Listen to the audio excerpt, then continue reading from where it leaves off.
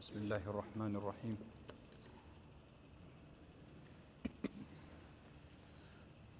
الحمد لله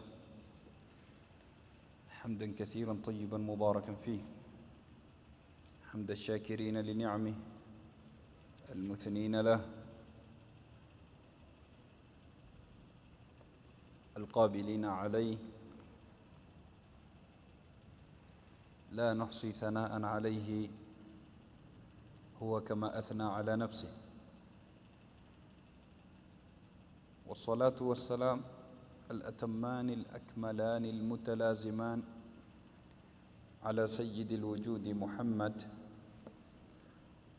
رحمة الله المهداة للعالمين، الفاتح لما أغلق والخاتم لما سبق، ناصر الحق بالحق والهادي إلى صراط الله المستقيم، وعلى آله وصحبه حق قدره ومقداره العظيم. وبعد أحبتي في الله، بعد يكم شكور الحق سبحانه وتعالى نكم تكي رحمة amani kipenzi chake na kipenzi chetu bwana mtume Muhammad sallallahu alayhi wa ala alihi wa sahbihi wa sallam. Tukiendelea na darsa ya tafsir, katika darasa lililopita tulizungumzia hukumu ya kuswali juu ya mkeka na vile vile kusujudu juu ya kitu, yani kutandika kitu kusujudu juu yake kwa dharura, sawa ni ya joto kali ama ni baridi kali ama nyingineyo. Leo tupo na hadithi ya 27 chini ya mlango bab haqqul buzaqi bil yadi min al masjidi, mlango wa kukwaruza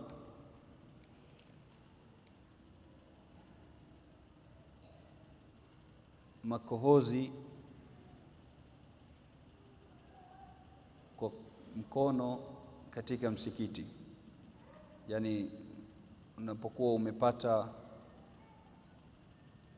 kohozi limetupwa, kwa mfano umekuja katika ukuta hapa ukaona kohozi limeganda katika ule msikiti, je, utaliacha hivyo hivyo ama utalikokoa na kulifuta?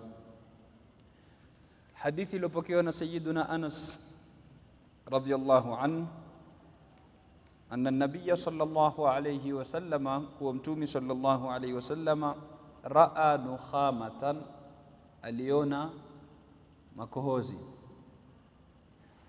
Nukhama na vile vile yaitwa nukhaa, yote ni sawa kwa mim na kwa aini, na maulama wengine wametofautisha.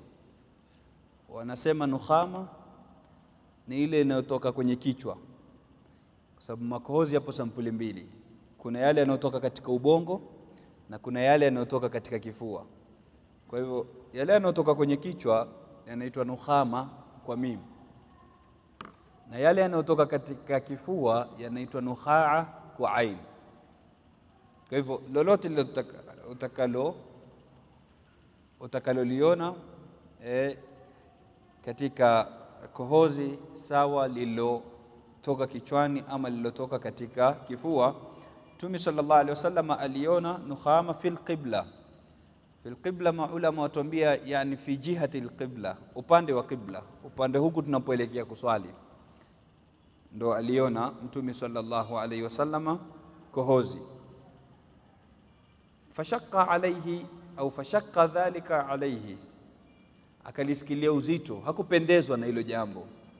Vipi mu'min, msikiti, nyumba ya Mwenyezi Mungu Subhanahu wa Ta'ala, leo ukaenda State House uwezi ukaenda ukatupa kohozi, ukapatwa tupa mate, tuacha kohozi mate tu town kule, ukishikwa utajua cha mtema kuni.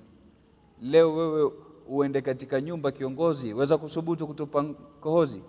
Sasa leo uko katika nyumba ya mfalme wa wafalme, vipi uichafue nyumba ya Mwenyezi Mungu kwa kutupa kohozi ndani yake, haipendezi. Kwa hivyo si kitu cha kufurahisha. Mtume sallallahu alaihi wasallam fashaka alaihi dhalik, akalisikilia uzito, hakufurahishwa na kitendo kama hicho. Hata ru'ya fi wajhihi, mpaka ikaonekana katika uso wake. Unajua unaweza usipendezwe na kitu lakini ikawa ndani mwako tu, yani isidhihiri ile athari kwenye uso wako. Lakini mara nyingine ikawa kitu hujakipenda mpaka ukaonekana wazi katika uso kuwa wewe hukukipenda. Zipo hali zote hizi. Mtume sallallahu alaihi wasallama taona katika hadithi nyingine, faghadiba hatta urifa alghadabu min wajhi, akakasirika. Mtu anaweza kukasirika lakini ndani kwa ndani asidhihirishe. Asema hatta urifa alghadabu min wajhi, mpaka ikajulikana ile ghadhabu katika uso wake. Sasa umebadilika, umekuwa mwekundu, macho utayaona yamebadilika.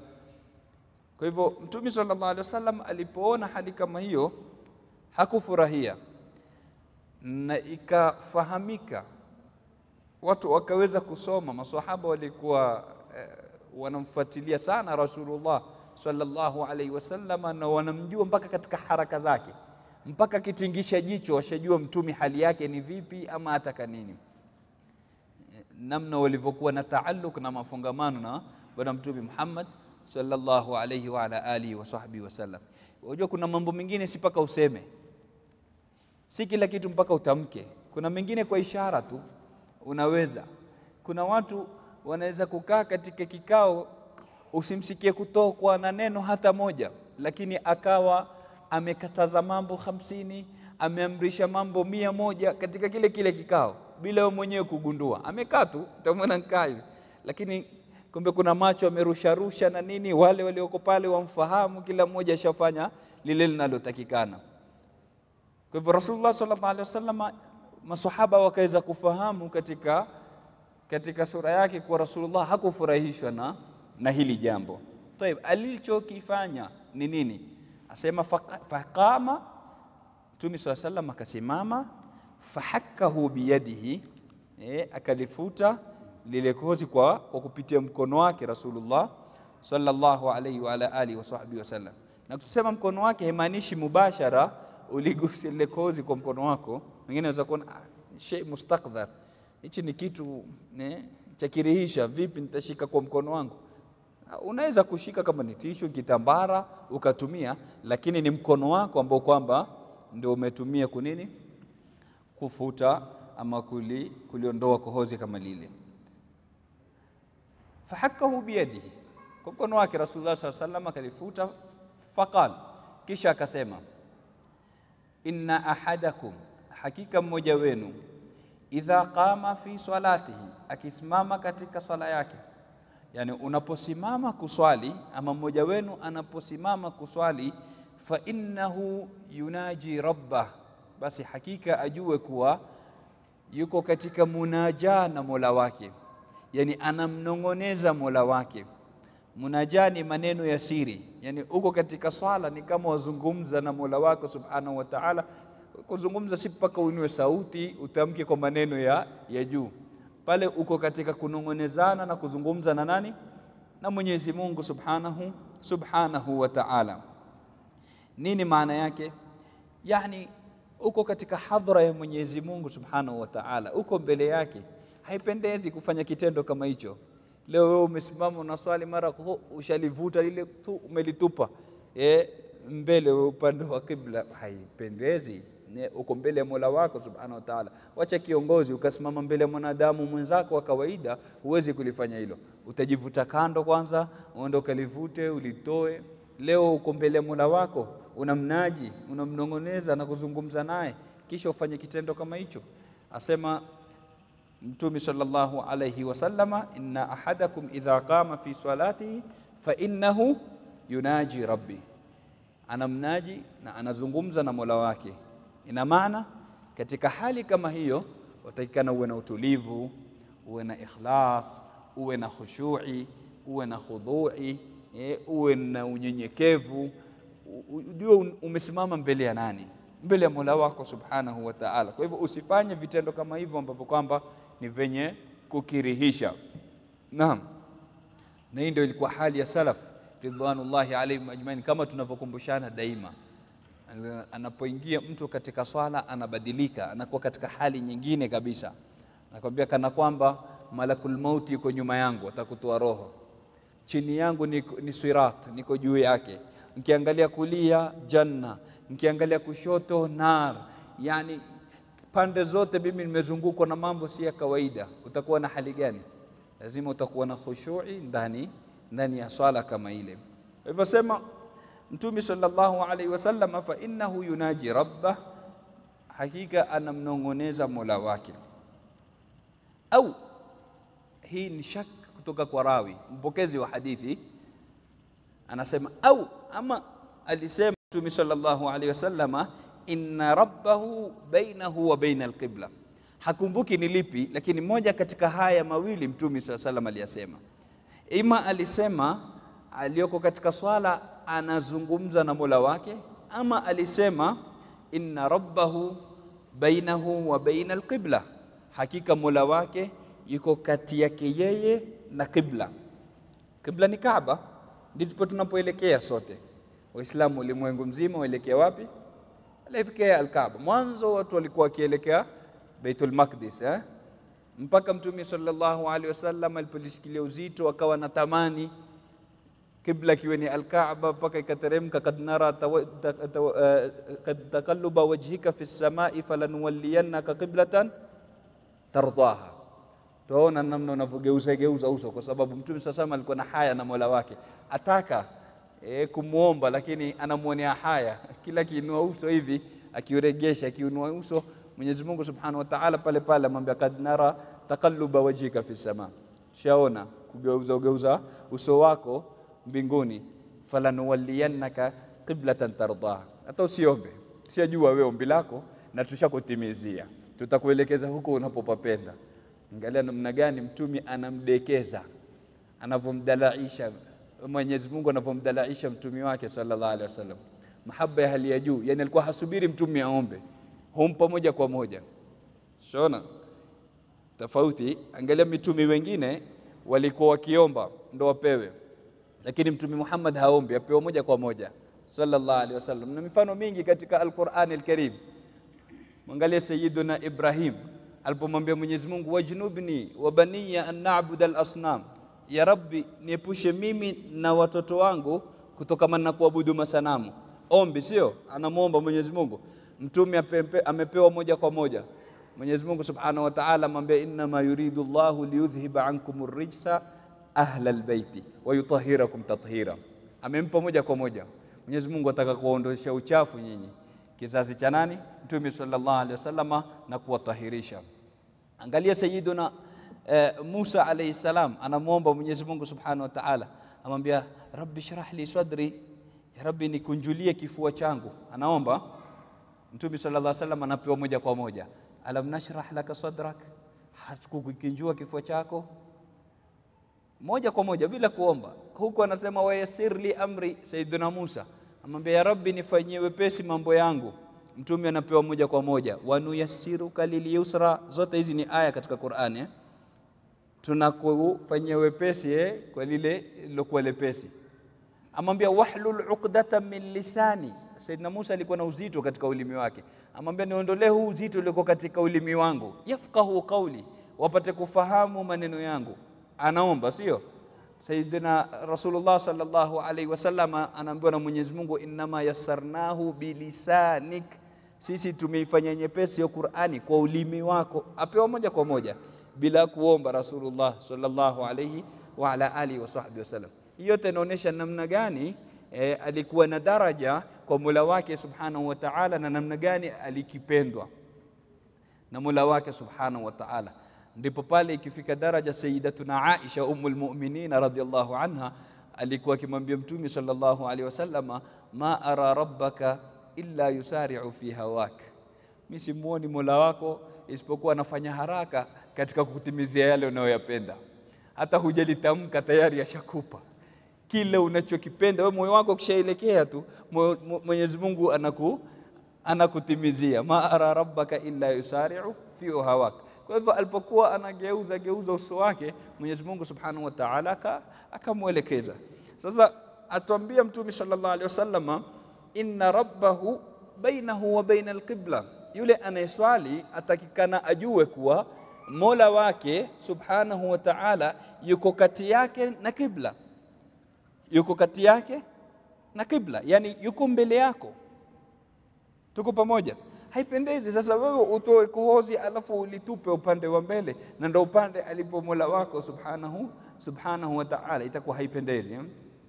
Na Rasulullah sallallahu alaihi wasallam akisema Mola wako yuko, Mola wa mwenye kuswali yuko kati yake na kibla, hakuzungumziwi sehemu, ili tuwe makini.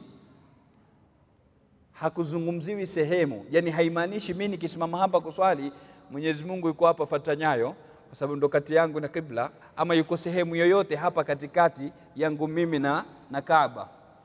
La, inakusudiwa kuwa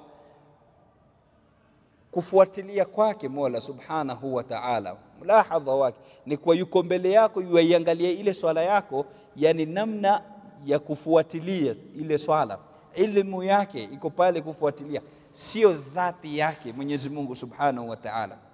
Tuko pamoja? Dhati ya Mwenyezi Mungu subhanahu wa ta'ala haina sehemu, na haya tutazungumza zaidi ya mara moja. Tumesema dhati ya Mwenyezi Mungu subhanahu wa ta'ala haina sehemu. Ni makosa pia kusema kuwa yuko kila sehemu. Mwingine aweza kukwambia bana, yuko Mwenyezi Mungu yuko katika kila sehemu, na maana utamuingiza na choni, utamuingiza na sehemu chafu ambazo kwamba hazinasibiani na makamu ya Mwenyezi Mungu subhanahu wa ta'ala. Elimu yake iko huko.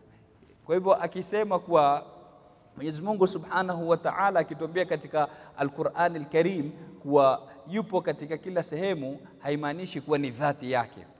Na ndio daima tunasema sehemu zikitajwa katika Qur'ani ama hadithi hazikusudiwi sehemu zenyewe. Tupo pamoja? Sehemu ikitajwa, yani kwa mfano Mtume sallallahu alaihi wasallama katika hadithi akieleza al-hadithul qudsi, maneno ya Mwenyezi Mungu subhanahu wa ta'ala akisema, abdi maridtu wa lam ta'udni. Wanyamazisheni hao watoto kujua. Amar upande.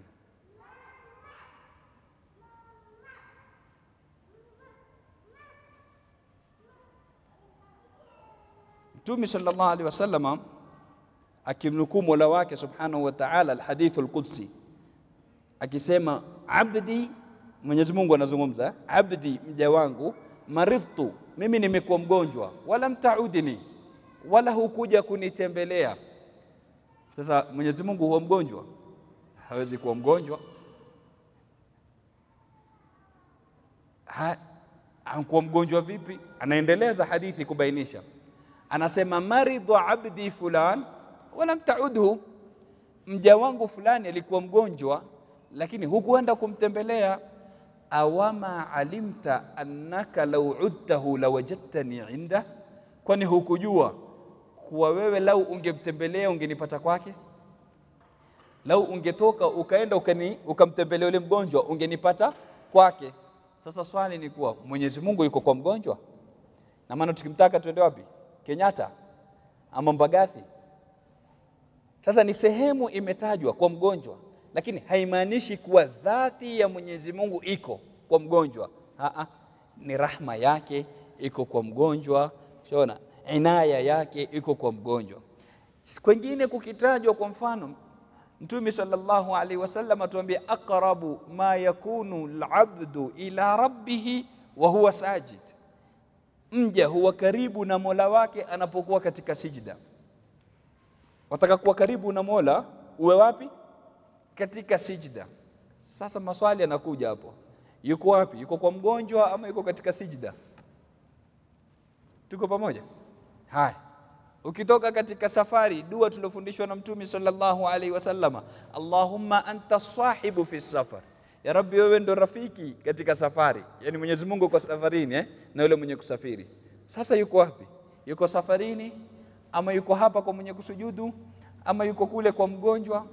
Kwa hivyo hizi sehemu zikitajwa haimaanishi dhati yake Mwenyezi Mungu yuko katika hizi sehemu, isipokuwa inakusudiwa ilmu yake, rahma yake, inaya yake, hifdhi yake, hayo mengine, lakini dhati yake haina sehemu. Na kama vile haifungamani na sehemu, vile vile haifungamani na upande. Yakhafuna rabbahum min fawqihim, katika Al-Qur'an Al-Karim Mwenyezi Mungu atuambia wanamuogopa Mola wao kutoka juu yao. Sasa ukisoma hii aya utajua kumbe Mwenyezi Mungu yuko juu yetu. Sio? Imetajwa upande wa juu. Ina maana Mwenyezi Mungu yuko juu? Kama ilivyokuja min fawqihim, imekuja vile vile wallahu min waraihim muhit. Mwenyezi Mungu yuko nyuma yao, amewazunguka. Sasa yuko juu ama yuko nyuma? Zote ni aya. Kama kulivyotajwa upande wa juu, kumetajwa na upande wa nyuma, kumetajwa na upande wa chini pia. Mtume sallallahu alayhi wasallama atuambia katika hadithi yake, law dallaytum rajulan bihablin ila al-ardi as-sufli lahabata ala Allah, lau mutamteremsha mtu kwa kamba mpaka ardhi ya chini, ardhi nazo ziko 7, sio? Mkamteremsha kwa kamba mpaka ardhi ya chini, atashuka kwa Mungu. Sasa Mungu huyu yuko wapi? Yuko juu ama chini? Yuko nyuma ama yuko mbele? Maana na hadithi hapa imetajia mbele. Mwenyezi Mungu yuko kati ya mwenye kuswali na Kaaba, sio? Ni mbele hiyo, sio? Huku tuambie wallahu min waraihim muhit, nyuma. Yakhafuna rabbahum min fawqihim, juu. Pande zote 4 zimetajwa katika hadithi na katika aya. Sasa yuko upande gani haswa? Mwenyezi Mungu yupo wala hana upande, wala hana sehemu ya dhati yake, bali sehemu na upande ni katika viumbe vya Mwenyezi Mungu Subhanahu wa Ta'ala. Si lazima kupatikana kuwe na sehemu na upande. Hiyo ni vipimo vyetu sisi, kwa sababu sisi kimaumbile yetu ni kwa ili uwepo lazima uwe na sehemu, uwe na upande. Mwenyezi Mungu Subhanahu wa Ta'ala yeye ndiye ameumba kila kitu, na katika kila kitu ni sehemu na upande. Sasa ukisema hitajia sehemu na upande, kabla viumbe alikuwa wapi?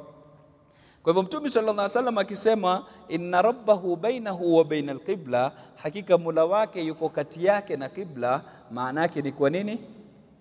Mutabaa, namna anavyofuatiliwa Mwenyezi Mungu Subhanahu wa Ta'ala. Yani kana kwamba nakwambia Mwenyezi Mungu yuko mbele yako, anaiangalia ile swala yako, anakuangalia namna unavyoswali. Kwa hivyo kuwa makini, usirushe kohozi upande wa kibla. Fa innahu yunaji rabbah au inna rabbahu bainahu wa bainal qibla. Mtume kisha akakataza akasema, fala yabzuqanna ahadukum qibla qiblatihi, basi asitupe ama asiteme. Yo ikija nun hii yabzuqanna, hii nuni inaitwa nuni ya taukidi, yani ni kama umeambiwa mara mbili kwa maana yake kilugha. Kwa hivyo asiteme mmoja wenu upande wa kibla chake. Umeswali, bahati mbaya umetokwa na kohozi wataka kulitema, usiliteme upande wa kibla. Naam. Na yabzuk yatumika kwa ze, inatumika kwa swadi, inatumika kwa sini, zote tatu ziko katika lugha. Unaweza kusema yabzuk, unaweza kusema yabsuk kwa swadi, unaweza kusema yabsuk kwa sini. Zote tatu zinatumika. Kwa hivyo Mtume sallallahu alaihi wasallam akakataza kabisa mtu kutema upande wa kibla. Walakin an yasarihi, lakini aweza kutema upande wa kushoto mwake. Na ndio ona maulama wakizungumzia adabu za mtu kutema hata mate, wanaambiwa tema upande wa kushoto. Usiteme upande wa mbele wala kulia. Una mate unataka kutema, azakumullah, unatema upande wa kushoto. Naam. Walakin an yasarihi, ateme upande wake wa kushoto, au tahta kadamaihi, ama chini ya miguu yake. Asiteme upande wa nini? Upande wa kibla. Hapa lakini kuna masala. Maulama wanasema kadhia ya kutema upande wa kushoto ama chini ya miguu, unapokuwa unaswali katika mchanga, katika mawe, vijiwe, lakini leo tuna mabusati tumetandikiwa hapa katika msikiti. Waswali unsikia kohozi hilo unlitupa, ambapo sehemu mwenzako atakuja kusujudu kesho. Si sawa. Kwa hivyo hukumu hiyo inabakia katika nini? Ardhi kavu ama sehemu kuna vijiwejiwe, lakini si sehemu ambayo kwamba kumetandikwa nini? Busati. Haifai kutupa kohozi katika sehemu ambayo kwamba kumetandikwa ndani yake busati. Naam. Thumma akhadha tarafa ridaihi, kisha akachukua sehemu katika nguo yake. Rida ni nguo inayovaliwa juu na izar ni nguo inayovaliwa chini. Rida ni nguo inayovaliwa juu, izar ni nguo inayovaliwa chini. Mtume sallallahu alayhi akachukua sehemu katika nguo yake, fabasaka fihi, akatema ndani yake. Tupo pamoja? Atufundisha sasa kivitendo baada ya kutamka maneno. Yani unapokuwa sasa una kitu unataka kutema, tema katika nini? Chukua sehemu katika nguo yako, tema ndani yake. Fa akhadha tarafa ridaihi fabasaka fihi thumma radda ba'dahu ala ba'd, kisha akashikanisha. Yani ile ndo lisiwa chane ama likaanguka, unafanya nini? Unalishikanisha hivi na ile nguo ili liwe ni lenye kushika hapo lisitoke. Baada ukaenda nyumbani mwenyewe utasafisha nguo yako. Tumefahamu sio? Naam. Fakala, kisha akasema Mtume sallallahu alaihi wasallam, au yafalu hakadha, ama afanye hivi. Yani unaswali katika ardhi, ima uteme upande wa kushoto ama chini ya miguu yako ama katika nguo yako. Ama katika nguo yako, lakini usiteme upande wa mbele. Kwa hivyo kwa hali tuliokuwa ndani yake sasa, suluhisho limebaki moja tu. Hakuna tena ile la kushoto ama chini ya miguu. Ni uteme katika nini? Katika nguo yako tu. Naam, kwa sababu bisati linasaliwa juu yake. Naam. Kwa hivyo katika hadithi tunapata kuwa kwanza ni makruh mtu kutema kohozi upande wa kibla. Naam. Na vile vile katika masomo ambayo kwamba tunayapata kuwa mtu atakikana tambue anapokuwa katika swala amesimama mbele ya Mola wake subhanahu wa ta'ala. Kwa hivyo asifanye vitendo ambavyo kwamba si vya adabu wala havilingani na makamu ya Mwenyezi Mungu subhanahu wa ta'ala. Mlango unaofuatia hadithi ya 28 chini ya bab at-tayammunu fi dukhuli al-masjidi wa ghairihi, kutumia ama kutanguliza kulia. At-tayammunu, nisikizeni kwa makini, at-tayammunu, kutanguliza kulia, fi dukhuli al-masjidi wa ghairihi, katika kuingia msikitini na kwingineko. Kwa nini nasema kutanguliza kulia? Yani maana yake ni upande wa kulia unatangulia, kisha unakuja baada yake kushoto. Tupo pamoja? Upande wa kulia unatangulia, kisha ndo unakuja baada yake kushoto. Nasema hivi kwa nini? Kwa sababu kuna wengine hadithi kama hii hawajaifahamu vizuri. Anakwambia tayammun ni kutumia kulia peke yake. Itabidi sasa ukiingia msikitini mguu wa kulia wa kushoto uweke nje, usiingie nao. Lakini angalia sasa hapa mifano alotupa. An Aisha radhiyallahu anha, hadithi tuliyopokewa na Ummul Mu'minin Aisha, anatuambia qalat kana an-nabiy sallallahu alayhi wasallama, alikuwa Mtume sallallahu alayhi wasallama, yuhibbu at-tayammuna, anapenda kutanguliza kulia, mastataa fi sha'nihi, kiasi anachokiweza katika mambo yake. Katika mambo yake mara nyingi Mtume sallallahu alayhi wasallam anatanguliza nini? Anatanguliza upande wa kulia. Kisha akatupigia mfano akatuambia fi tuhurihi, katika kutahirisha kwake, kujitahirisha. Yani anapokuja kwa mfano kutawadha Rasulullah sallallahu alaihi wasallam, utapata anaosha mkono wa kulia kabla mkono wa kushoto. Rasulullah anaosha mguu wa kulia kabla ya mguu wa kushoto. Hii ndio sunna yake bwana Mtume Muhammad sallallahu alaihi wasallam. Masala ya kifikihi, imetokea mtu ameghafilika, ameosha kushoto kisha ndo akaosha kulia, udhu uko sawa ama hauko sawa? Udhu wake uko sawa na anaweza kuswali nao na swala yake iko sawa. Imetokea ametanguliza kushoto kabla ya nini? ya kulia, sio kutanguliza rukni, sio kuosha miguu kabla kuosha mikono, vitu viwili tofauti. Tuzungumzie ile nguzo moja ya kuosha mikono ama ya kuosha miguu. Umetanguliza kushoto badala ya kutanguliza kulia, udhu wako uko sawa, lakini ni makruh, haipendezi. Sunna ni utangulize kulia, uoshe mkono wa kulia, uoshe mguu wa kulia kabla kuosha wa kushoto. Hii ndio sunna ya Bwana Mtume Muhammad sallallahu alayhi wa ala alihi wa sahbihi wasallam. Kwa hivyo Mtume alikuwa akitanguliza kulia katika kujitahirisha, watarajulihi, na katika kujitana, anapochana nyele Mtume sallallahu alayhi wasallam. Ndipo pale nikasema tayammun ni kutanguliza kulia.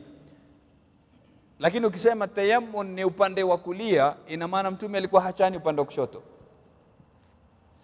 Alikuwa kitawadha mkono wa kulia na uosha tahara, lakini mkono wa kushoto hauoshi. Anaanza na wa kulia, anamaliza na wa kushoto. Tupo pamoja eh? Watarajulihi, na katika kuchana kwake. Kwa hivyo unapochana wewe nywele zako, unaanza na upande wa kulia ukienda upande wa kushoto. Watanaulihi, na kuvaa kwake viatu. Mtume sallallahu alaihi wasallam akivaa kiatu anaanza na mguu gani? Wa kulia, kisha anayofuatia na mguu wa kushoto. Kwa hivyo katika mambo mazuri Rasulullah alikuwa akitanguliza wa kulia, isipokuwa katika sehemu ambazo kwamba ni sehemu zisizokuwa na daraja, ni sehemu ambazo kwamba yani mustakdhar, kama kuingia choni kwa mfano, sehemu ya kukidhi haja kwenye najasa, unatanguliza mguu wa kushoto. Lakini unapokuwa katika sehemu nzuri, waingia wewe katika nyumba yako, waingia katika msikiti, sehemu yote ile unatanguliza nini? Unatanguliza kulia. Kwa hivyo sunna ya Bwana Mtume Muhammad sallallahu alaihi wasallam ni kutanguliza kulia kabla ya kushoto. Na hapa yanakuja masala. Mara nyingine mtu anashangaa, anaweza kuona baada ya swala unaleta kwa mfano istighfar ama tasbihi, subhanallah subhanallah subhanallah, umemaliza mkono huu umeanza na huu mwingine, subhanallah subhanallah. Mwingine atakukemea, atakwambia vipi shekhi, mbona unatumia kushoto tena? Mtume alikuwa anapenda tayammun. Anapenda tayammun, hakuna aliyekataa. Apenda kuanza na kulia. Mimi sikuanza na kushoto, naanza na kulia kisha nikamalizia na kushoto. Kushoto nao wataka nao, huu nao wataka thawabu, kwani hutaki thawabu? Mtume alikuwa akianza na kulia, lakini haimaanishi kwa kushoto alikuwa hautumii. Tupo pamoja? Kama ni hivyo, itabidi pia katika dua basi huu tuweke chini, tuombe na mkono mmoja katika takbiratul ihram, kwa sababu mwingine akwambia huu mkono waenda choni, huu utumia katika haja. Sawa, tuwache nje, tusiingie na msikitini. Ama tunapokuja kupiga takbiratul ihram tuweke nyuma, Allahu akbar, tupige kwa mkono mmoja. Ama katika dua tuinue mmoja. Mbona tuinua yote miwili katika dua? Si ni mchafu?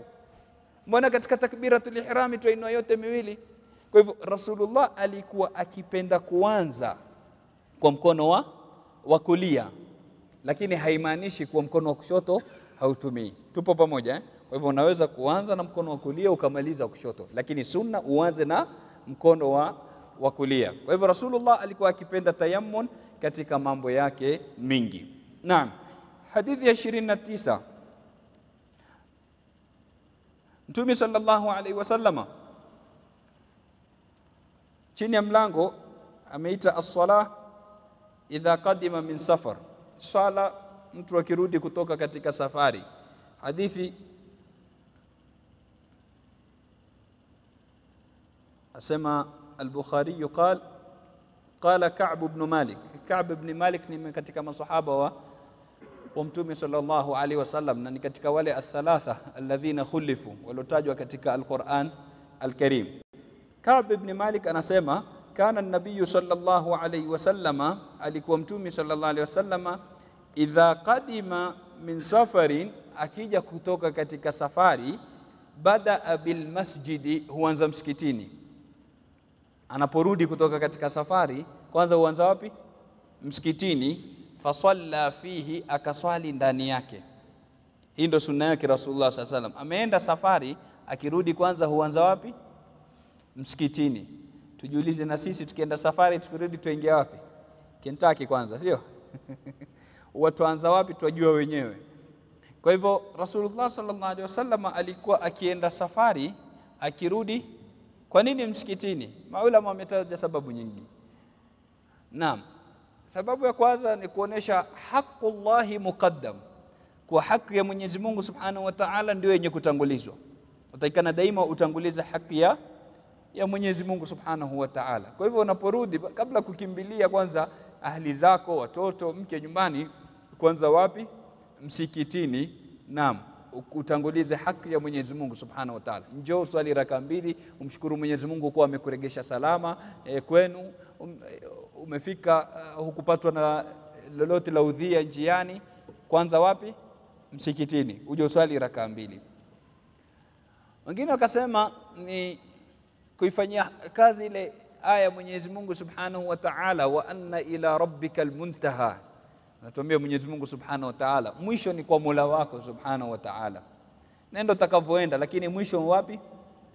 Kwa Mola wako Subhanahu wa Ta'ala. Sasa wale walioifahamu kuwa yani wewe ishi utakavyoishi hapa duniani, lakini mwisho wako utarejeshwa kwa nani? Kwa Mwenyezi Mungu Subhanahu wa Ta'ala. Huo ni ufahamu na ni hakika, sote tuijua kwa sote tutarudi kwa Mwenyezi Mungu Subhanahu wa Ta'ala. Lakini wengine wameifahamu kwa upana zaidi, yani fanya utakalolifanya, lakini mwisho urudi wapi? Kwa Mola wako Subhanahu wa Ta'ala. Nenda safari, ukimaliza urudi wafikie kwa nani? Kwa Mola wako. Kwa Mola wako wapi? Msikitini hapa. Uje uswali rak'ataini, wa anna ila rabbikal muntaha. Wengine wakasema katika maulama kataja sababu ijtimai usari, sababu ya kifamilia. Nasema ukirudi mjini ukiambiwa uanze na msikitini, yani utakuwa umeonekana umeingia. Kwa hivyo zile habari zitafikishwa kule nyumbani, fulani ashaingia salama. Angalau watu watapata kujiandaa, nyumba iandaliwe, yule bibie naye jiseti nyumbani, bwana mkubwa ankuja kutoka katika safari, ili usiingie ukampata yuko jikoni na madera, ukampata yuko katika hali hazifurahishi. Na daima tukumbushana tukisema mwanamume anapenda kwa nini? Kwa kuona. Tofauti na mwanamke. Mwanamke anapenda kwa kusikia. Mwanamke wewe mpe nyama ya ulimi tu, lakini haimaanishi usijipambe. Mvalie vizuri. Apenda pia umvalie vizuri. Saidina Abdullah ibn Abbas alikuwa akisema, inni la atazayyanu limraati kama uhibbu an tatazayyana li. Asema mimi humpambia mke wangu kama vile ninavyopenda yeye anipambie. Saidina Abdullah ibn Abbas radiyallahu anhu. Naam, anhuma.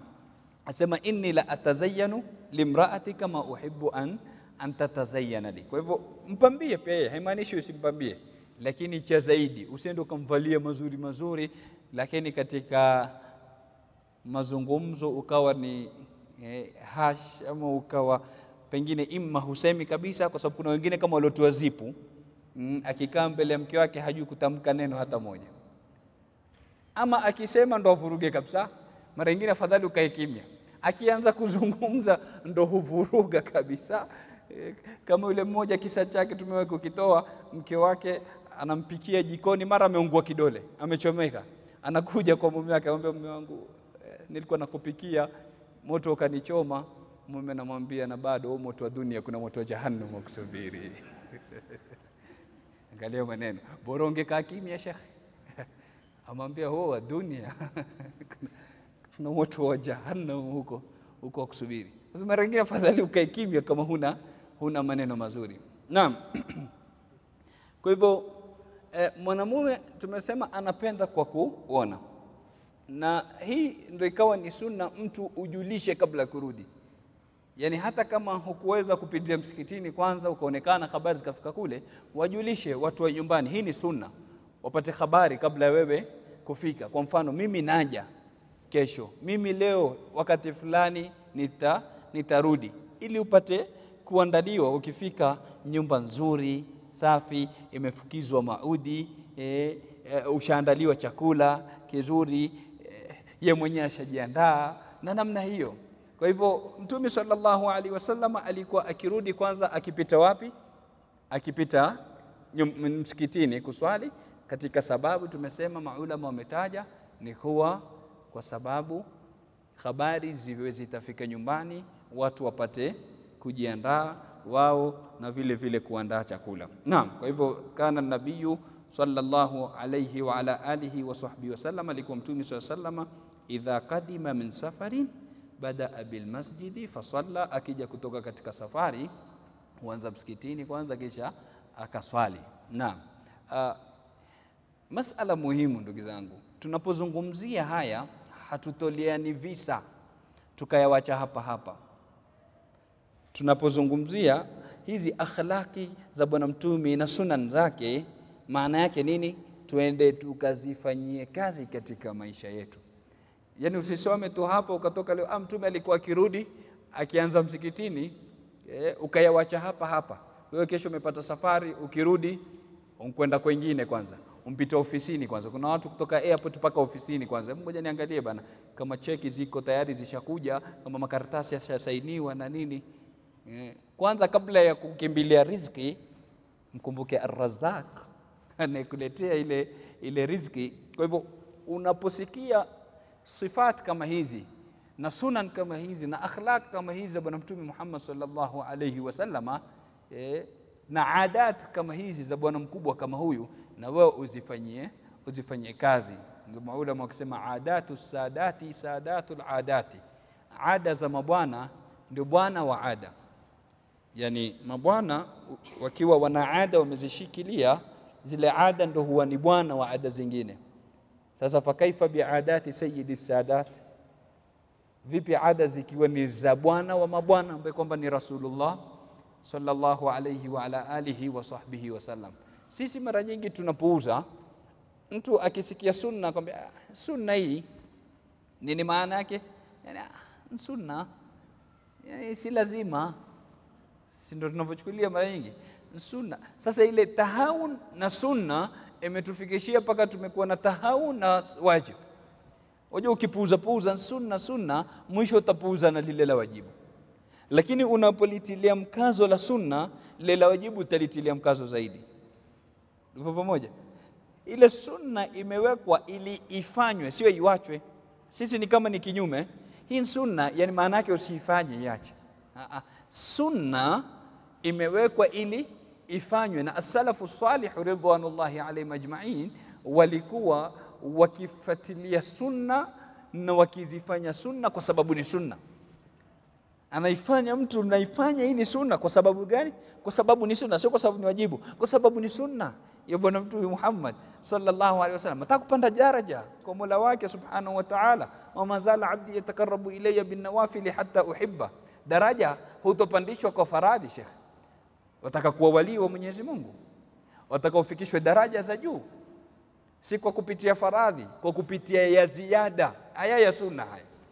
Na ndio naona Mwenyezi Mungu subhanahu wa ta'ala katika al-hadith al-qudsi akasema, mja wangu hajajikurubisha kwangu kwa jambo kama kwa kufanya ya faradhi, bimithli maftaradtuhu alayhi. Nataka kujikurubisha kwa Mwenyezi Mungu, fanya ya faradhi. Kisha asema wa mazala abdi yataqarrabu ilayya bin nawafili hatta uhibba. Asema hatoacha mja wangu, Allahu akbar,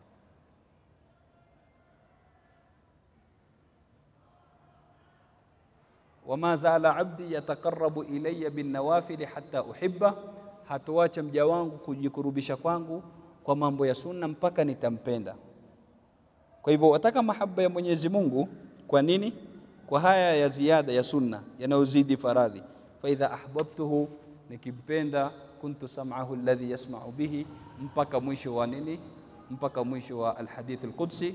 Tumuomba Mwenyezi Mungu subhanahu wa ta'ala turuzuku ilman nafi'a wa qalban khashi'a wa lisanan dhakira wa amalan mutaqabbala wa shifaa min kulli da.